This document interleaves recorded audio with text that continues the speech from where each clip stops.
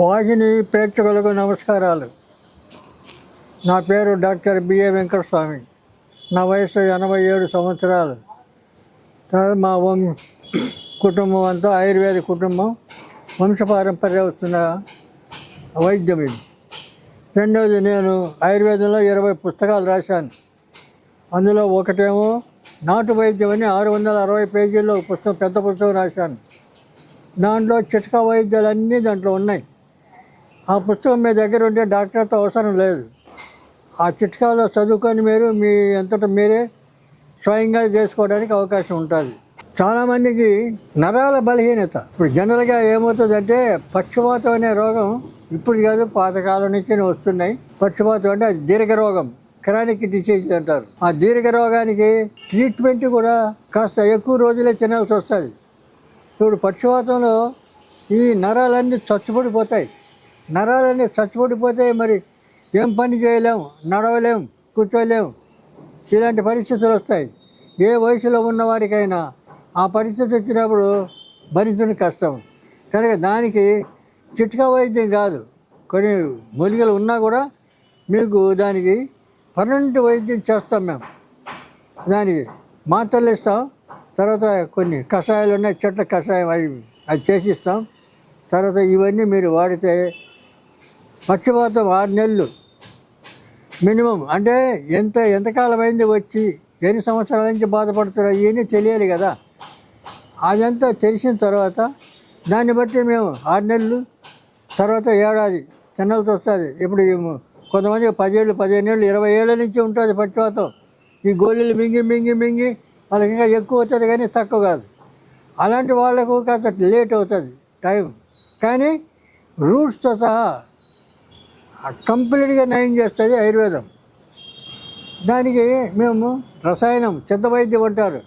ఈ రసాయనాలతో చేసే వైద్యం అంతా ధాతువులు కలిస్తాయి, దాంతో వైద్యం చేస్తాం. ఆ రసాయనాలతో మాత్రలు చేస్తాం. మాత్రలు పొద్దున సాయంత్రం వాడాలి. దానికి కూడా పథ్యం ఉండాలి. పథ్యం అంటే మధుమాంసాలు పనికిరావు. తర్వాత కాయగూరలు, ఆకుకూరలు, ఇవి పప్పు దినుసులు ఇలాంటివన్నీ తినచ్చు. కాబట్టి ఆ పక్షవాతం ఏది కూడా మనకి సాధ్యం కాదు అనే క్వశ్చనే లేదు ఆయుర్వేదంలో. ఏ రోగమైనా కూడా నయం అవుతుంది. మరి ఎందుకంటే నమ్మకంతో ఆయుర్వేదం వాడాలి. నమ్మకంతో వాడితే తప్పనిసరిగా నయం అవుతుంది. దాని గురించి ఇంకా కొన్ని చిన్న చిట్కాలు ఏంటంటే, ఈ మన ఇళ్ళ చుట్టే ఉంటాయి కుప్పింటాకని. ఆ కుప్పింటాకు మొత్తం ఏర్లతో సహా పైకి తీసి, ఆ ఏర్లకు ఉండే ఆ బెరడు తీసి మెత్తగా దంచి పెరుగులో తినాలి. పెరుగులో తింటే పట్టువాత కీళ్ళు, పట్లు గిట్లు వదిలిపోతాయి. పనిచేస్తుంది అది ఈ పక్షవాతానికి. అట్లనే మేక మేయిన ఆకు అని ఉంది. ఈ ఆకు చెట్లన్నీ తింటుంది మేక, కానీ ఈ ఒక్క చెట్టును మాత్రం తినదు. అది మహాచేదు ఆ చెట్టు. దాని ఏర్లు కూడా ఈ పక్షవాతానికి వాడతారు. ఇలాగ ఈ చిట్కా వైద్యాలన్నీ కంటే మా దగ్గరికి వస్తే మేము దానికి తగిన వైద్యం చేస్తాం, మందులు ఇస్తాం. మీరు ఆ మందులు వాడి పథ్యం ఉండి నమ్మకంగా అది తింటే తప్పనిసరిగా మీకు నయం, పక్షవాతం నయం అవుతుంది. తర్వాత బాధపడాల్సిన అవసరం ఉండదు. చిట్టి కరక్కాయ, చిన్న కరక్కాయలు, చిట్టి కరక్కాయ అంటారు, చిన్న కరక్కాయలు. ఈ కరక్కాయ ఏ పని చేస్తుంది అదే పని చేస్తుంది. ఆ కరక్కాయ దాన్ని తేనెతో వాడచ్చు, చక్కెరతో వాడచ్చు, పాలతో వాడచ్చు. ఇటు ఎన్నో రకాలు ఉన్నాయి. ఏది కరక్కాయని ఆ స్థానంలో దీన్ని కూడా ఆ రకంగా వాడుకోవడానికి అవకాశం ఉంది. రెండవది, ఆ కరక్కాయ వల్ల ఆయుష్ పెరుగుతుంది. తర్వాత మంచి బలం, జ్ఞాపశక్తి, ఇటువంటివన్నీ కలుగుతాయి. ఏది కరక్కాయని ఎక్కువ రోజులు వాడడం వల్ల. తేనె కానీ ఇది కానీ పొడి చేసుకొని. తర్వాత ఫ్రీ మోషన్ ఉంటుంది. తర్వాత మనిషికి శ్లేష్మము, దగ్గు ఇలాంటివి రావు, దమ్ము ఇలాంటివి రావు. ఇవన్నీ అరికడుతుంది. కాబట్టి ఎన్నో రకాలుగా పనికొచ్చేది ఇది చిట్టి కరక్కాయ. కరక్కాయ పెద్దది ఉంటుంది, ఇదేమో చిన్న కరక్కాయ. ఇప్పుడు కలబందతో చాలా ఐటమ్స్ చేస్తున్నారు చాలామంది.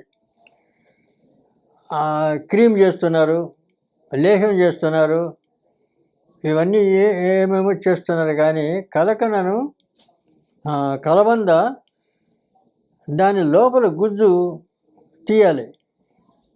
లోపల గుజ్జును తీసి బాగా కడగాలి. కడిగి దాంట్లో పటిక బెల్లం వేసి తింటారు చాలామంది. తింటే మనిషికి ఉన్న వేడి తగ్గిస్తుంది. ఈ ఇంద్రియం పోతుంది, మూత్రంలో ఇంద్రియం పోతుంది టీనేజ్ మగవాళ్ళకి కాదు. తర్వాత వైట్ డిశ్చార్జ్ అవుతుంటుంది ఆడపిల్లలకి, అది ఇవన్నీ నయమవుతాయి. అంటే ఇన్ఫెక్షన్. అదే లోపల గుజ్జు తీయాలి, తీసి శుభ్రం కడిగేయాలి దాన్ని నీళ్ళతోటి. కడిగి దాంట్లో ఈ మిశ్రి కలకండ అంటే పటికి బెల్లం ఆ పొడి దాంట్లో కలుపుకోవాలి, కలుపుకొని తినాలి అంతే. దాన్ని ఏమి వంట గింట చేసేది ఏమి లేదు. ఇవన్నీ చేస్తుంది కలబంద. తర్వాత వెంట్రుకలకు నెత్తికి రాసుకుంటే వెంట్రుకలకు బలం. ముఖానికి రాసుకుంటే శరీరంలో ఇక్కడున్న మచ్చలు గిచ్చలు పోతాయి. ఇవన్నీ చాలా చిన్న విషయాలు తెలుసుకుంటే, తెలియకపోతే పెద్ద విషయమే. కనుక ఈ చిన్న విషయాల గురించి మీకు ఒక్కొక్కటి కొన్ని విషయాలు అన్నీ చెప్పాలని ఇదివరకు కొన్ని చెప్పాము, మళ్ళీ ఇప్పుడు కూడా చెప్తున్నాము. ఇంకా ముందు కూడా ఇటువంటి చిన్న విషయాలే మనం వాడుకోవడానికి అవకాశం ఉన్న వాటికి మనం తప్పకుండా వాడుకోవాలి.